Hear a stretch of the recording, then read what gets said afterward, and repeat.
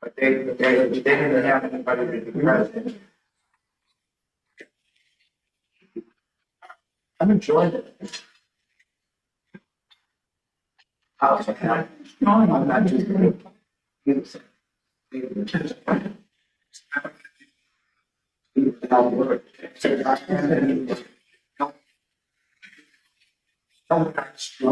My strengths, I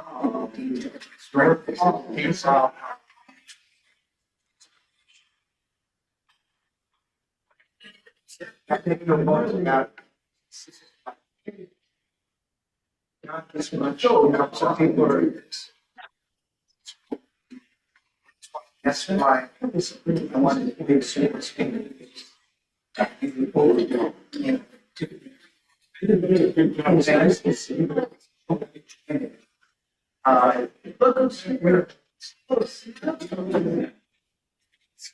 Yes, wait a second.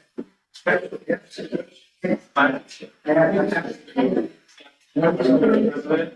president set it up. So you have I think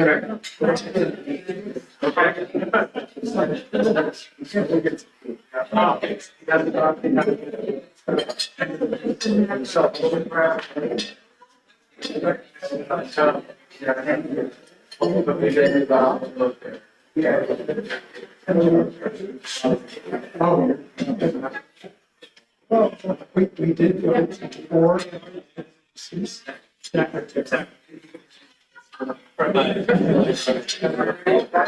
We did that. Nice to see you. We again, so let's have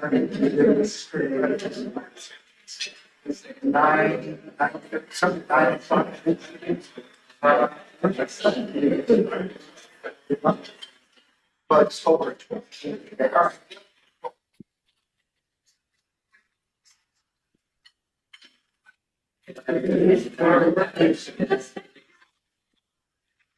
It doesn't matter. Sam, you can sit over.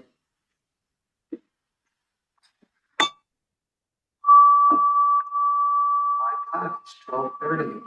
Must be the start of Rotary.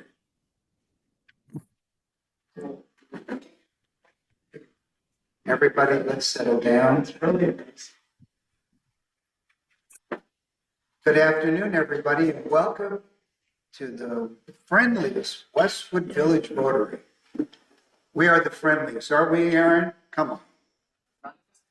What do you, well, then come over to this table.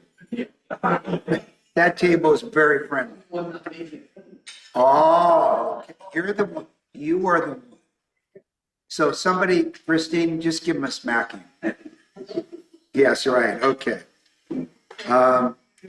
Good afternoon, everybody. I see Zooming. Terry White, Mike Newman, Marcia Hunt. Welcome, everybody. Terry, you could smile. I can see you. There you go. Everybody, let's welcome. Let's say hi. Yeah. And Mike, we want to see you in person. I mean, Marcia's away and so is Terry. So, Mike, you can walk over here and be here. All right. I was there last week. We'd like to see you on a weekly basis. How about it? Okay. And mute yourself, Mike, please. Okay. All right. Bob Simon, I want to just acknowledge you. You're the best breeder, even though you didn't breed. I had to say that.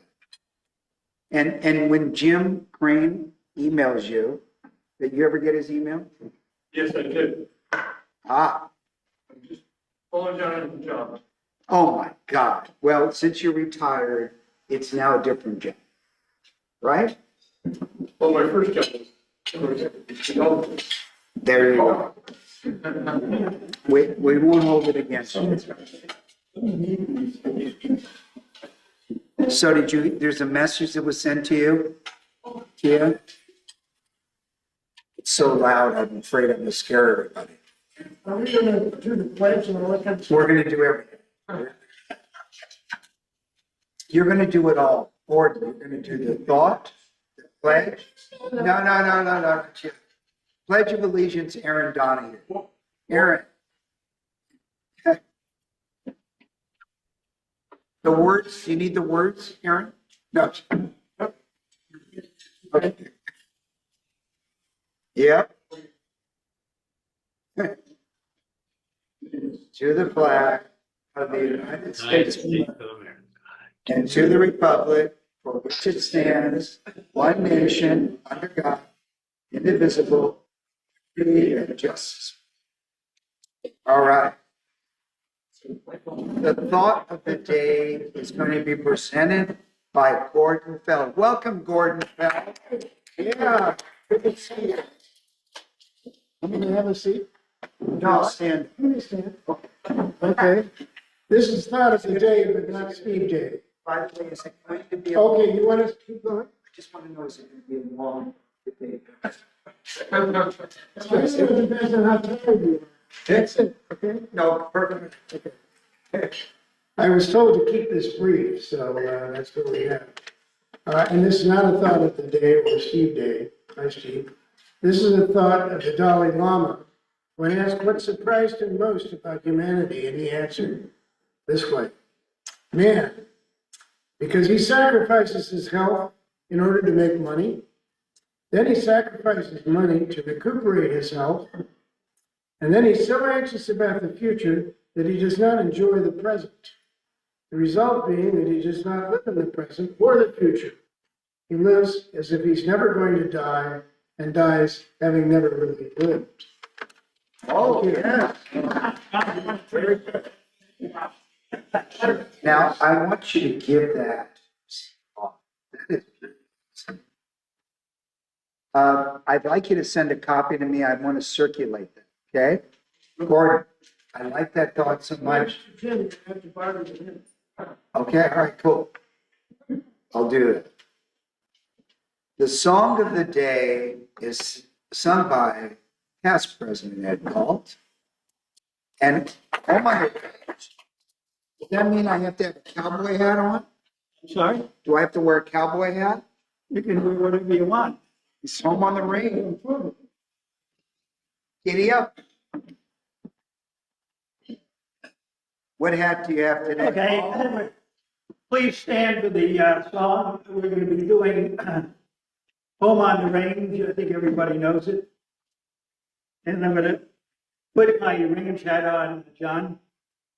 Okay? Okay, let's give it a shot. Oh, give me a home. Oh, oh,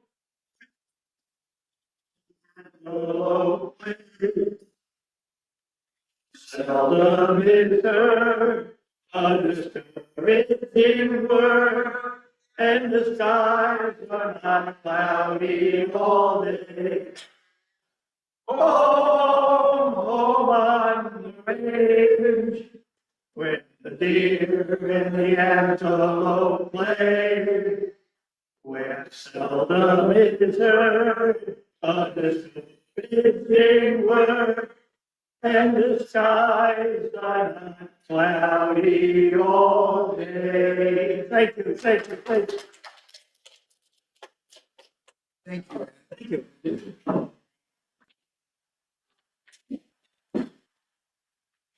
I want to thank our windmill rider, John O'Kee. Thank you so much. Thank you. I'm thanking you in advance for taking on such great notes. Okay. Visiting Rotarians and guests. We have in the house our Zach, would you stand up? Introduce yourself to people. And I'm the treasurer for UCLA Rotary. Just really happy to be here, and I'm really thankful for allowing me to come. So, And we have a special guest, not you, you're special, but Sam, would you introduce your guest? today I invite the guest, Matt York, and then David Lukas. Runs with Sam. Happy to be here. Did a lot of work for the BNI. So far, my startup owner, 5 years in AI. AI was looking a lot, and then startup and software various founders. So that means you have time on your hand, money to give, and the perfect young person to be involved in our club. Would you not say that, Sam? Perfect, good. We love it. Welcome. Are there any other guests or see anyone? We'll introduce you in a second. For those of you who have empty Saturday morning, this week we have the district breakfast. I'm going, Mark Rogo's going, Steve Day's going, Gordon's going, and Sam is going. So there'll be 5 of us. So we're six of us. Oh, good. Well, that's okay. You can sign up and make sure you keep your receipt and we'll pay for it. You just have to send it to Terry. Okay? And it's going to be at the fantastic, beautiful Garland Hotel in North. If you haven't been there, it's a pretty special place. Paul Harris presentations. Steve has been waiting for this day for at least 3 weeks. That's good, right? That's true. All right, so Steve, take it away. Okay. Oh, this is a familiar place. I haven't been here lately. Take No. Okay, just Well, add one thing to what President Ben said this Saturday for those of us who are going. There's a couple of donation opportunities that they want us to take advantage of.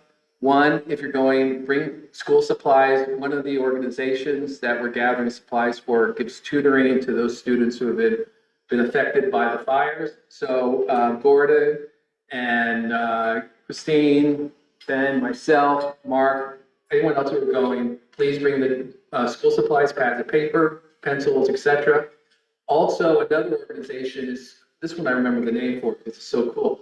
It's Souls for Souls. And what it is they look for donated shoes. They don't have to be brand new shoes. They can be used shoes. And so they're gathering shoes for individuals who need shoes due to the fact that they lost all their clothing during the fire. So if you're interested in coming to the event, remember to bring that. And for those who are going, remember to bring your school supplies as well as your shoes. Just a pair of used shoes would be great.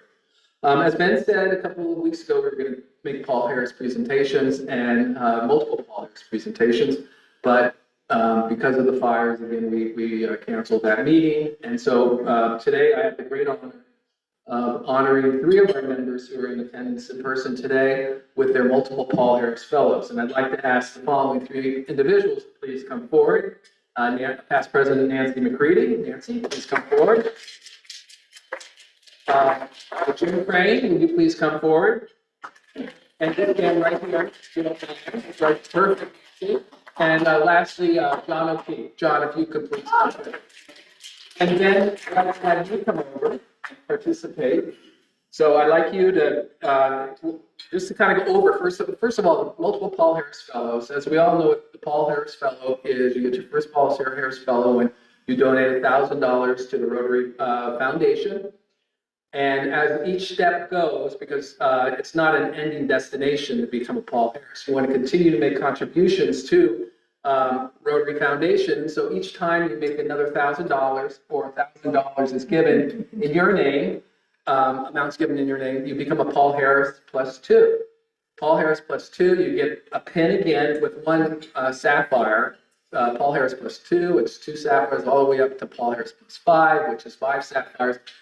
When you become a Paul Harris 6, 7, and 8, you get 1 ruby, 2 rubies, and 3 rubies. So there's jewelry involved, guys. So, and ladies, there's jewelry involved. So please make yourselves multiple Paul Harris Fellows. And I'm working towards that along with the Gandy Foundation. That's Mike Newman is a trustee, because they make gifts on behalf of those individuals who make gifts to the Rotary Foundation. So Mike and I are working on putting the schedule together. And some of you, a lot of you made gifts during the fall for the Foundation celebration. Will have that opportunity to become multiple Paul Harris Fellows +2, 3, 4, 5, or 8. So thank you for that. As you all know, the money goes towards our foundation supporting education, youth, international projects, just a wonderful organization. Support. So let's get to the presentation. So I want to ask President Ben to present this to past President Nancy. McCready. And she's going to be coming to Paul Harris +3. Thank you, Nancy. So, And then I want to do a little bit different here. I'm going to give this to John O'Keefe to give to Jim should we Crane. pin them on them? Go ahead and pin them on. Okay. So that's for Jim. Okay, so Jim is becoming Paul I'm gonna have you do that. I don't want to ruin your chair. Oh, it's fine. Yeah, put that right on that little bill right there. Okay. John O'Keefe is becoming a Paul Harris +4. Oh, my God, yeah. Bill right there. So please make those presentations and please stand up and thank our fellow Rotarians who are giving so much to the Rotary Foundation.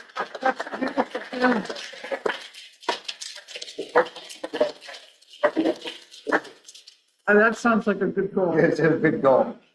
I asked President, I'm going to step down now as your foundation chair, and now I'm coming up as a member of the Rotary Scanics Committee. I've actually taken a step back from Scanics because last year, I was president, I felt that was too much. And now you're saying, great, Steve, but what's Scanics? Scanics is Southern California, Arizona, Nevada, and Hawaii youth exchange. High school students exchanging out of those. Actually, it's 8 zones, or 8 districts that make up the 26, 27 zones. You're getting a little to the weeds about how Rotary is structured, but the point is, these are education, a year-long education for high school students. Some come into our country, into our districts. Some go out of the country. Well, a week from this Saturday is an event in Westchester. In the past, Marcia and I have hosted the students, whether they're coming into the district or which are what we refer to as inbound. Actually, those students are here now for the 24-25 year, or the outbound students are going to be leaving in the fall and spending a year in Europe, South Africa, in South America, in Asia, wherever they happen to go. They're looking for hosts. Unfortunately, this year, Marcia and I cannot host because we have some travel plans that are going to conflict. So I'm looking to see if there's some members of our club who would like to host a couple of students. The situation is that in terms of the hosting, is it is Friday to Sunday. Friday evening, you pick up the students, you bring them home, and then you by that point they'll have had dinner, so no dinner responsibility any of the nights actually. But Saturday morning, before you take them to Westchester, where the conference is, it's a 2-day conference. Friday, Saturday, and Sunday. I guess that's 3 days. Anyway, so over the weekend, you'll bring the kids back to Westchester on Saturday morning. You'll have given them breakfast, and then the Saturday evening you come back and pick them up. They go back to your home. They spend the night. Sunday morning you give them breakfast, and then you're bringing them back down to Westchester for the rest of the program. And that's your commitment. Your commitment is Friday night, Saturday night, breakfast Saturday morning, Sunday morning. And I'll tell you, and I think some of you here, I know Mike on Zoom, have hosted students, whether it's Japanese youth exchange, whether it's Scanics, whatever it is. Some of the best experiences you'll ever have as a Rotarian is when you have young people, high school age kids in this situation from around the world. Kids from France, Germany, and Australia spent time with us in recent years. Wonderful young people. An opportunity that I think Warren Bobrow, who's a member of Westchester Rotary and also my neighbor in Westchester, he is the one who organizes this, and he reached out to me to see if someone in Westwood Village Rotary Club would be interested in those. So if you do have an interest, please let me know. I already see Bob Simon. What's the date? The date next weekend, it's Friday the 31st, Saturday the 1st, Sunday the 2nd. And it's Friday evening, because that's when it begins. Then Saturday morning, you drop them off. Saturday night, you pick them up. Sunday morning, you drop them off and give them breakfast. That's it. So please, yes, John. Where are the kids from this year? I don't know. It could be almost anywhere. I just don't know what the makeup is. But there's 2 groups, as I said. Some are the existing inbound students who participate in this conference. And then there's the students who are going next year who are U.S. citizens who are going who knows where. Could be anywhere. And the kids could be from, actually some of the inbound kids could be from San Diego. No, the U.S. kids who will be outbound next year hosting it could be from Hawaii. It could be from San Diego. It could be from Phoenix. It could be from Las Vegas. It's anywhere in that 6 state area called scanners. So John, if we had you a foreign person, would you volunteer? If I had what? If we found a foreign person, would you volunteer? Well, I have to talk to my wife about the dates, but that's a good idea. What I'm going to do, if it's okay with President Ben, is I'll forward the email that Warren sent to me, which I forward to Ben. And if you have an interest, there's a spot on there where you can click on and you can get the information that'll go directly to the district. But do let me know too, so that I can also reach out to Gordon. To Warren. I'll reach out to Gordon too. He always likes to know. So I guess that's it, guys. It's a great opportunity. I know, Ron, you've hosted, haven't you? Yes, you've hosted, and I know that Mike has hosted. I know Steve Shear has hosted, and a lot of people over the years have, and it's a great experience. You're going to get more out of it than you give. It really is awesome. Ben, I think this would be great for you and Susan. The problem is I have plans. Oh, that's the thing. I understand. We did too. Otherwise, we'd be hosting. But thank you, everybody. I'm taking too much time. Thank you, Paul Harris, multiple.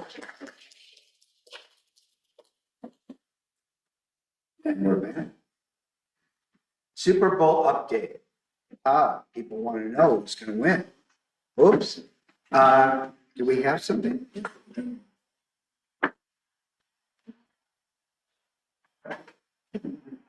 Okay. The infamous Super Bowl poll. Here we go. These are people that are still in the hunt. No, they're not. There's only 4 teams that are in the hunt. I'm not in it. Bill Rowan's not, Houston's not in it.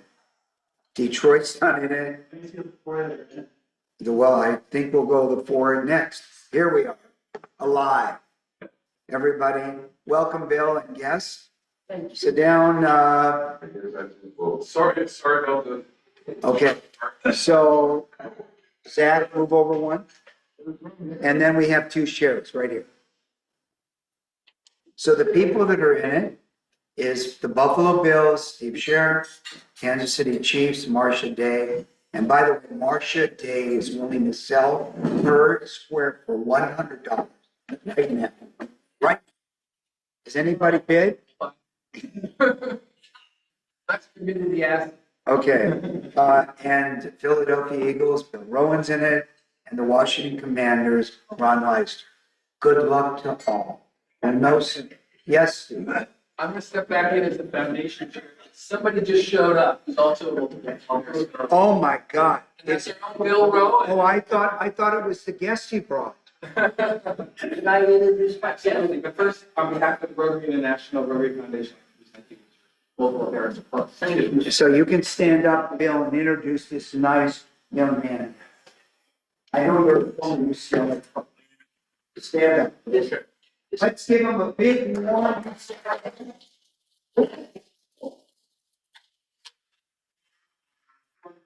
Coach here at UCLA, Angus McClure.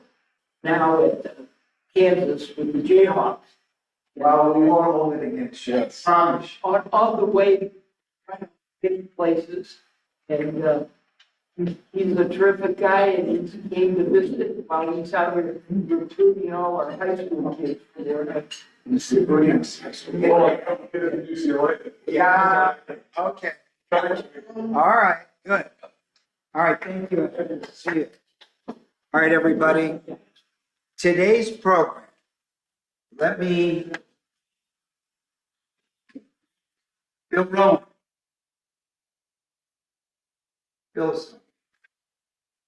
Okay. I have an introduction that I wasn't planning on doing, but our past president, Tom Barron, is not feeling well today, so he asked me to jump in his behalf. So today's program is Jim Dickman. He's an author. You can see right here, there are his books. And let me just give you a little history on him. As a lover of history, when I became aware of Jim Dickman's fascination with the American Revolution and storytelling, I knew we needed to hear from him. Jim began writing for newspapers in his youth and went to earn his degree in English literature from UCLA. But then he helped run and expand his family's business for many years. After the business was acquired, he returned to his love of literature by writing and publishing several short stories. He received accolades in writing competitions with his first action adventure, historical fiction novel, The Rebel, Isidore Sammons, set during the American Revolution. I could go on and on, but I think I'm going to leave it to you, Jim. Jim, well, this is something I have to talk about. He's married, has a great family with his wife and children and grandchildren, and is engaging in community activities. Today, however, Jim will give us an insight into the subject of covert actions and the use of spycraft during the American Revolution. There was spycraft in the American Revolution. There were drones. Come on, Jim, bring it all up. Let's give Jim a warm applause. I think that's where drones were found. I think Jim is giving us a perspective on drones from the American Revolution. Thank you very much. Come on up. President Ben. All right, here you go. I will sit down and let you.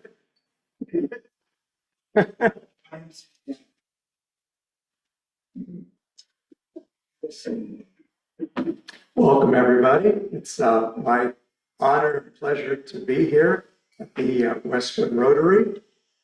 But you got to straighten out your parking a little bit. I hope I didn't box in anyone on number 8 and 9. If anyone, anyway, I left my key on the first floor. If there's an issue, maybe I'll get my key back. Well, it goes without saying that what's on everyone's mind, especially now, is the tragedy that everyone has experienced either directly or indirectly through friends or family with, the Southern California wildfires that just continue to burn. So I wanted to just say something about that even though we're all facing it either directly or breathing, terrible air or getting involved, as our president mentioned, the opportunity. This isn't the first nor last crisis that we, as Angelenos, have felt, or as Americans have felt. And this brings me to the novel I wrote, The Rebel, Isidore Sammons. It takes place during our American Revolution. And they also faced, the British burned a lot of our towns. There was a lot of obstacles to overcome, but we built back. So today I'm going to be talking a little bit about espionage and smuggling during the American Revolution. And those are some of the themes that take place in my book. So I got involved with writing. I'm a graduate here of UCLA English Lit. And after college, I did some jobs writing for newspapers, went into the family business for many years. And after it was acquired, I was way too young to retire. And I decided, gee, what interests me? Whether it's playing golf, playing tennis, my love is tennis, but you can't do that every day. I wanted to be productive. So I got back to my roots and I said, I've got to write. And I love history, especially our American history. And got involved in writing short stories. I took a number of online classes and in-person classes on fiction writing, which is my favorite. And lo and behold, I got some short stories published, got a little confidence, and then wanted to write a novel. So I started researching it. And I don't know if you guys have ever visited a quaint little town, Newport, Rhode Island, not Newport Beach, but Newport, Rhode Island. And I just fell in love with it. My wife and I were back there for a family wedding. And we had some time in Newport, I think 3 days. And I looked at all the colonial buildings and I went to a lot of the museums and there was a synagogue, Toro Synagogue, one of the nation's oldest, Trinity Church, and various other places I went to. I spoke to museum curators. Excuse me for a second. And I decided that really interests me. It really gets my juices flowing how us Americans could have withstood British, invading our homeland. I mean, we were all British subjects, but what happened is after the French, let me lay the landscape a little bit. So the British, there's a term called salutary neglect, which is very simply that the British left us alone, the colonial, the 13 colonies left us alone to operate pretty much. There were such things called as royal colonies, but many of the governors were appointed and elected by us Americans. But it all changed after the French and Indian War, also known as the 7 Years' War, where Great Britain vied for control of the world in North America against the French, who had many of the colonies and areas like our Mississippi River and up in Canada. And the British sadly defeated them with the support of the Americans as well, us colonists. And then things really got messy. So the British all of a sudden had a big tax burden, huge tax burden from defeating the French. So it was a bit of a hollow victory. So now they figured, how are we going to, fill up our coffers again and get rid of this insolvency? So, of course, the British, like any good capitalistic country, decided, well, let's tax our citizens. Now, the problem, as you guys all know from grade school, is no taxation without representation. And of course, that was one of our biggest battle cries. So the British levied a bunch of taxes on the colonists, which included the stamp tax and, very importantly, the tea tax. What happened is the East India Company, which was a big supported British company, was stuck with all this tea because the Americans were getting their tea from cheaper sources around the world. So what the British decided to do was to drop the price of the tea and kind of flood the market and get rid of the competition and charge a small tax for it. But we said, no tax is acceptable. And you guys, of course, remember the Boston Tea Party, which took place, in which we dumped all sorts of tea into Boston Harbor. And then the you-know-what hit the fan. So all of a sudden, the British closed the port of Boston.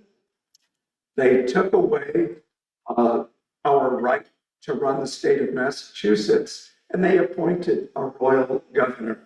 So that's kind of the background. Now, my story takes place in Newport, Rhode Island, which I mentioned, and it's about a young man, 19. He is a surgeon's apprentice. And back then, you had to serve your 6 to 10 years doing something.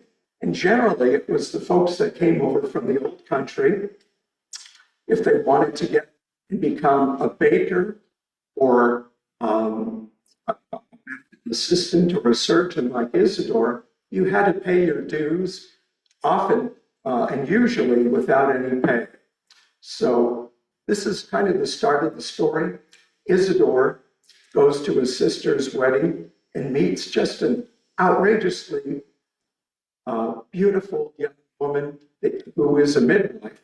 And they begin courting.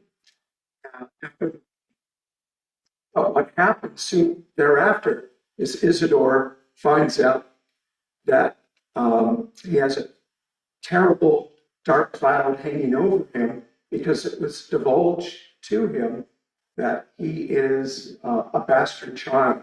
And so his life is thrown upside down.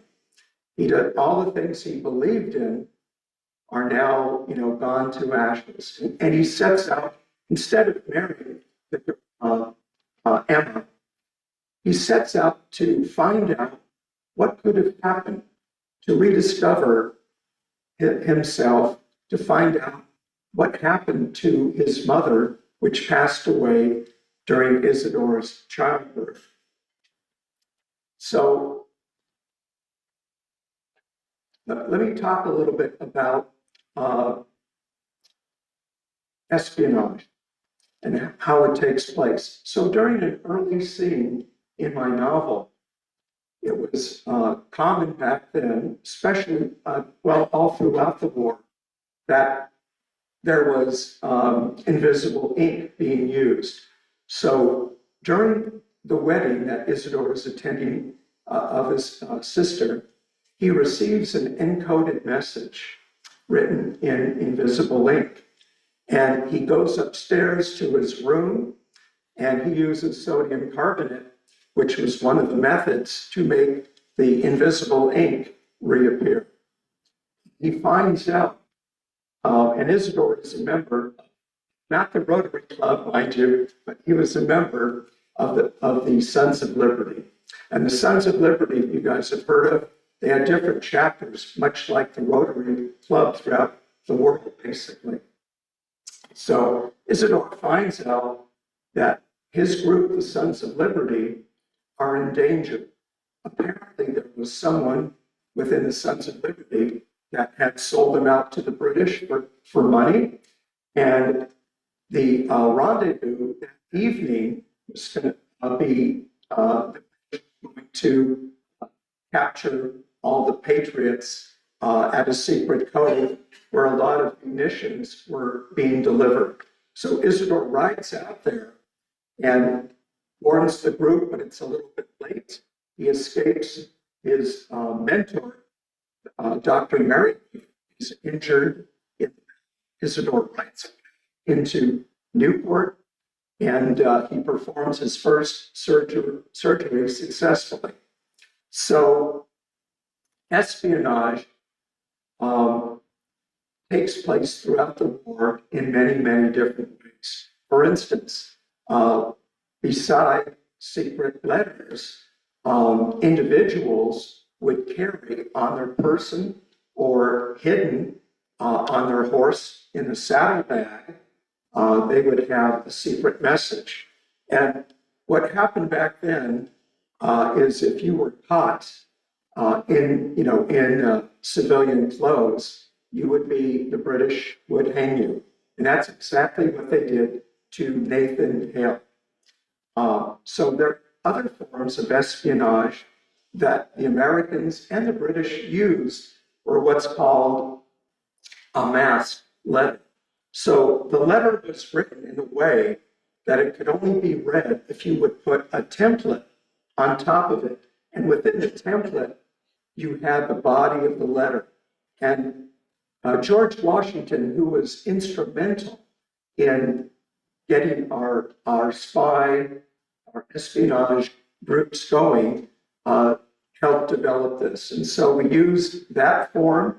We also used, you would hide letters in large bird quills, their feathers. So there were many ways espionage was used. Now, another way takes place in my book. Let me give you a little bit of background. So it was pretty common also for the British as well as the Americans to try to turn important people, other officers that could provide information like on troop movements, or if the Americans were getting a supply of munitions in from the French or the Dutch. So we often worked very hard on turning people. One particular case, a very famous traitor, a very famous American general named Benedict Arnold, who was a terrific general, he was overlooked by the Congress. And unfortunately, he was turned by the British, a Major John Andre, as well as other important British high-ups. So over a period of time, Benedict Arnold was turned, and he got the idea the British wanted control of the Hudson River. And Benedict Arnold had the keys to West Point, which was one of, I think, if not the first, it was one of our earlier and most important forts on the Hudson River. So Benedict Arnold makes a deal with John Andre, and they turn over important documents, and money was exchanged to him. But at the last minute, our American spies discovered the plot, and we captured the British Major John Andre, and partially for retribution against Nathan Hale. Washington had him hung as well.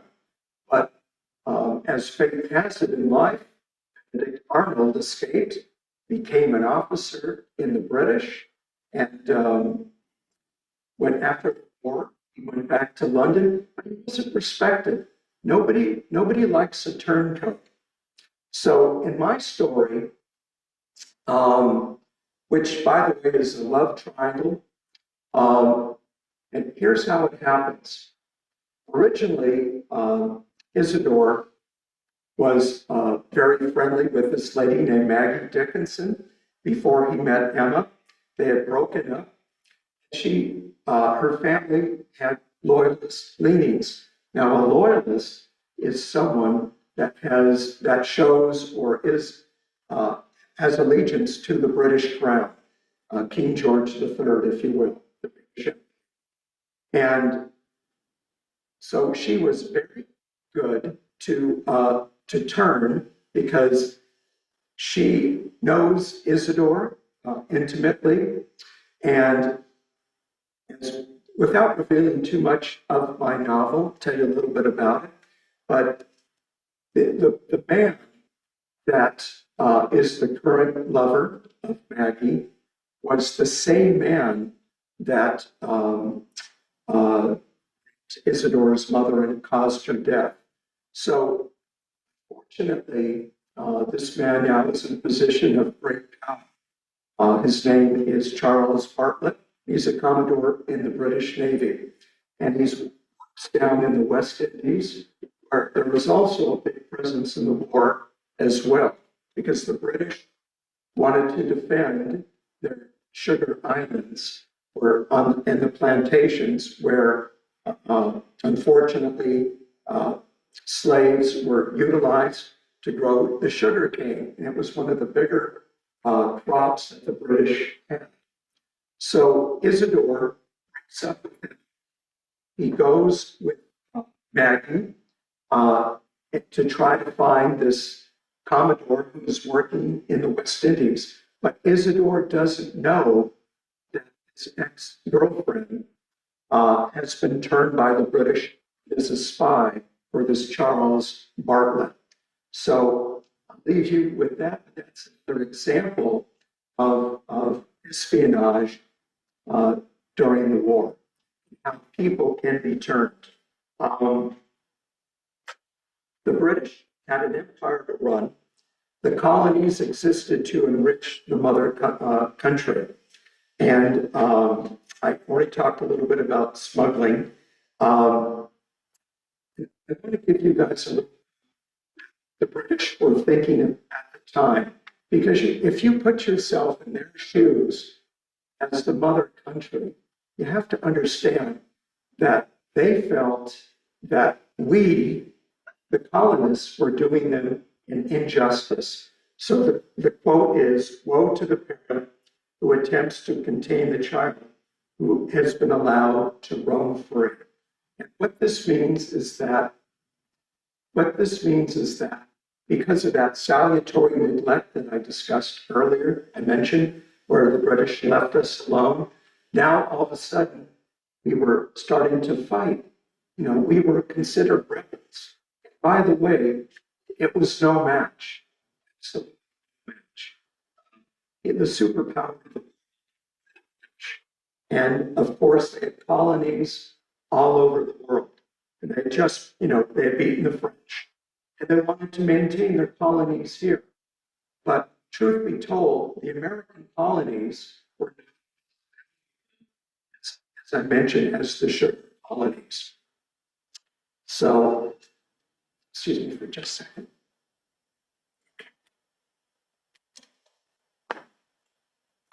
So the British had an empire to run, and they were kind of losing control. We were fighting back.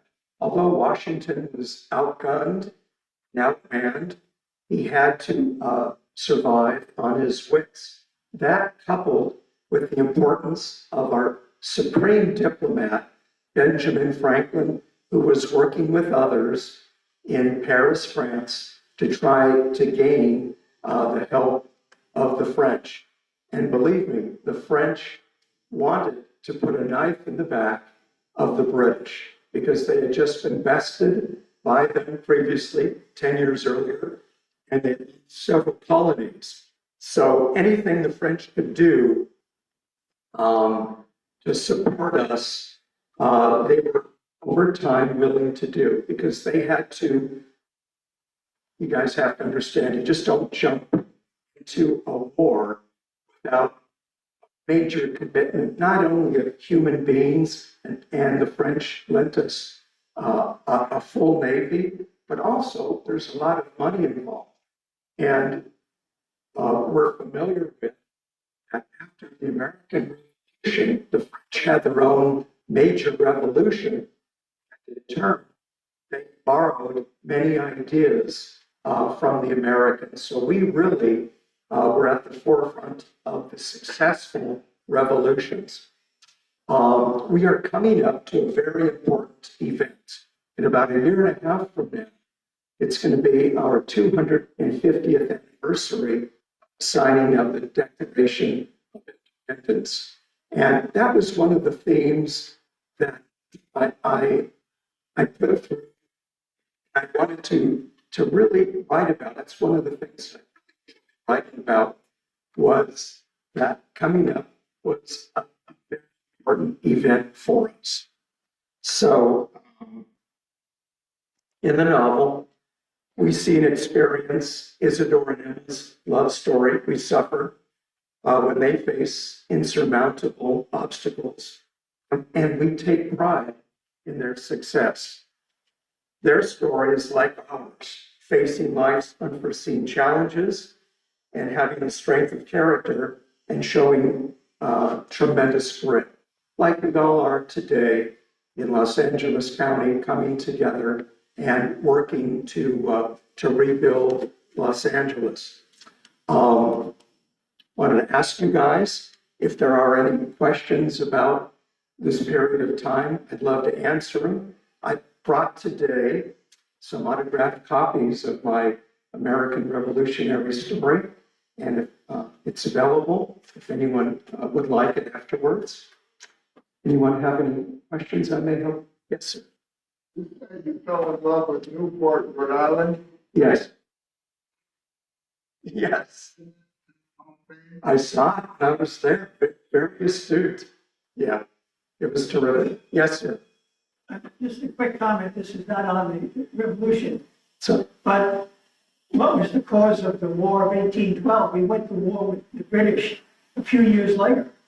yeah, again, back, not being an expert on that period of time, I can only surmise, and by the way, they burnt our camp. Again, it was about power, control, and territory. And the British, again, feeling that we were the upstarts, and they wanted to, again, try to show us who was boss. And one of the heroes in that war was later President Andrew Jackson, and we prevailed in that too. Yes. What was the population at the revolution in the United States versus the population in England? United States, we were about 2.5 million spread among the 13 colonies, and many of the 2.5 million, you would surmise, fortunately, at that time. But everyone was represented, different religions, all sorts of people. We were the original melting pot. Yes.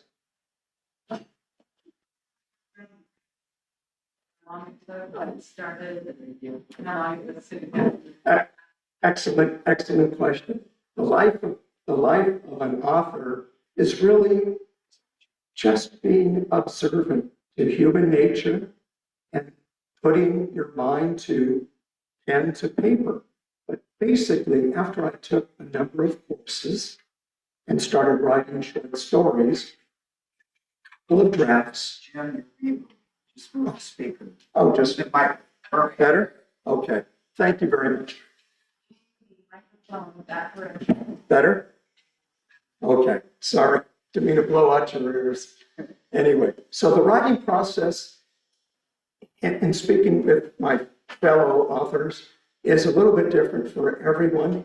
But for me, I'm very methodical, especially because I'm writing historical fiction and romance. So I first had to learn what the heck was going on in America. What were the causes of the war? What were the people like at the time? And very importantly, what was at stake? Well, for the British, they wanted to put us in our place. And for us, the colonists, we were fighting, for our liberty. We didn't want to be under the yoke of what we felt at the time, British tyranny, without representation.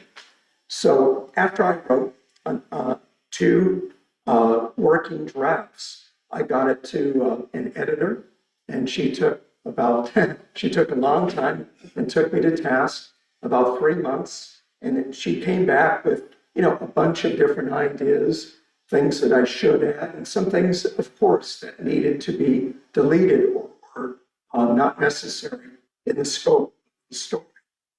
After that, I worked with an illustrator, a friend of mine, who came up with a standing cover. Then it was published a little bit more than a year ago. It's on Amazon, doing well, and on my second novel, which is taking place during the same period of time. Remember, I mentioned that Benedict Arnold was trying to give up West Point. Well, there was a really, really big reason behind it. The British General Howe, who was in charge of North America at the time, and he took over from General Gage, their strategy and the king's strategy was, gee, if the rebels are concentrated in the north, remember Boston, and that's kind of the cradle of revolution, then why don't we separate New England from the southern colonies? So they felt that controlling that Hudson River all the way up to Canada was critical, and they could divide and conquer the colonies. Yes, ma'am. Somebody that's watching you on Zoom wanted to buy a book. Are they for sale, and how much are they? Oh, thank you. They are on Amazon, and I can, they're on my website. I also have an author's website. They're $20 per book, $30 for two. To make a great gift, of course. Buying one for somebody that's on Zoom.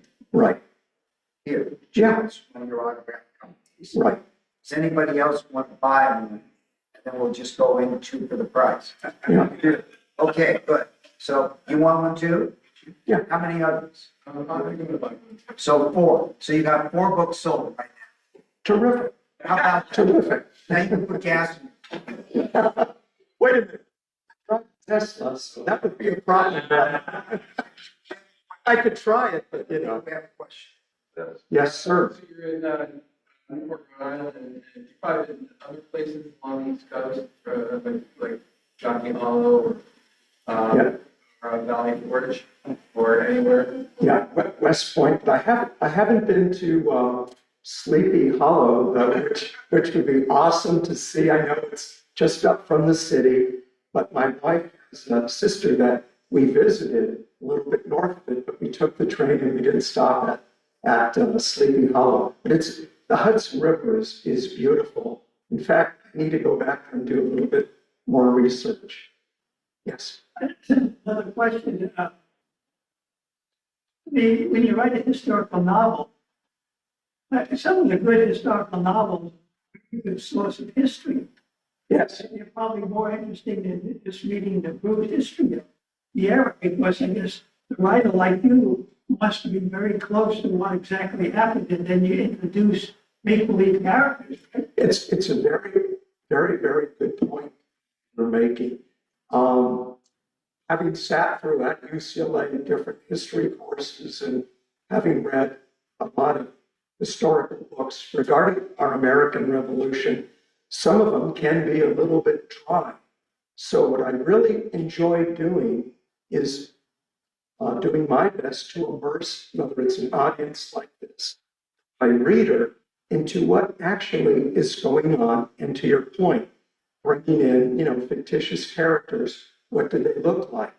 What foods did they eat? How did they dress in 1775? And what were the customs? Again, people are people. As in reading countless books on this period, they're no different than you and I. They had the same needs, the same feelings, the same fears. What's changed, of course, dramatically is technology and medicine, as well as customs. Yes. Yes. Excuse me? I'm guessing, Mr. No. Go ahead.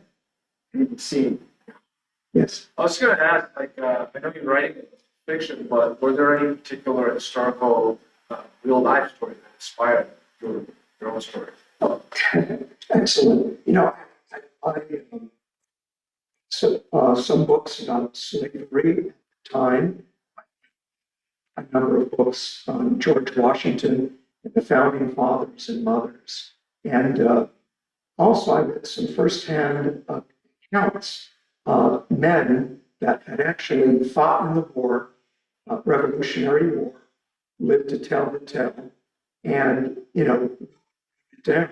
It's really terrific to hear, the day-to-day, the foods they ate, what they were thinking at the time about the British, or is this worth my life? I want to get back to my farm and horses and my wife with the 2 kids and one on the way to Virginia. All those things go through people's mind, and they had to weigh that with their fight for the cause. And you guys have to understand, it wasn't rah, rah, rah all the way. The patriots, who we consider a patriot, like a Paul Revere, George Washington, Franklin, etc., they were really only about a third of the country. A third were loyalists that I mentioned that had British leanings and support. And then a third were what we call fence sitters. And they kind of figured, whoever wins this, I'm in. They didn't really care exactly. Yes. So this will be the last question. No, please, Okay, no, please take me to task. no, we got time. Okay. I've done it first, so that's why. Isidore Samuels, real character or not? Not, but he meets real characters along the way. Where did you get the name Isidore Samuels? Now, I researched, he happens to be, you asked, sir, how many folks were living in the United States at the time? And I said approximately 2.5 million, although their census, didn't exist till a few years later. But of the 2.5 million, there was a mix of people beside Blacks from Africa. There were obviously French living here, Spanish living here, and the different religions that were covered. Isidore Samuels was one of the rare Jewish people. And I decided to do that because of the 200 or 300 American Jews at the time. Several fought in that war and died all the way back in 1775. So they've been represented a lot. Jewish people financed the Revolutionary War. Yes. So, Whoever said that? Yes, absolutely. One of the many financiers was Chaim Solomon. Yes. Yeah. and with that, let's give him a round of applause.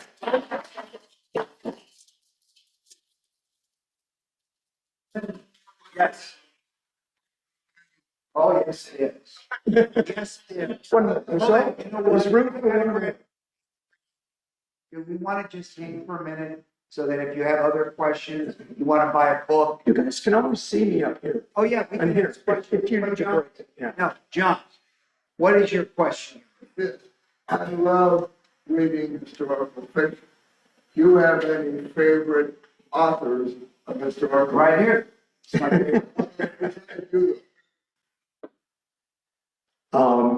I've read so many, but certainly one that comes to mind, and she's got a series on TV, is Diana Gabaldon, who's written Outlander. Then the original Poldark series, which also a few years back was made into a terrific show. Saying she's shaking her head. Yeah. This is perfect. Remember, I eat this stuff up for lunch, so I love the stories, whether it's based in Britain or United States or elsewhere in the world. I'm fascinated by them. Thank So, you. stay right here. I have a gift for you, Oh, and thank thank you very so much for joining us. Let's give him a round of applause. Everybody wants to buy a book. Buy up here, and we'll take care of it, right? Absolutely. Okay. And thank you so much for everybody for coming. And wait 1 second. It's over.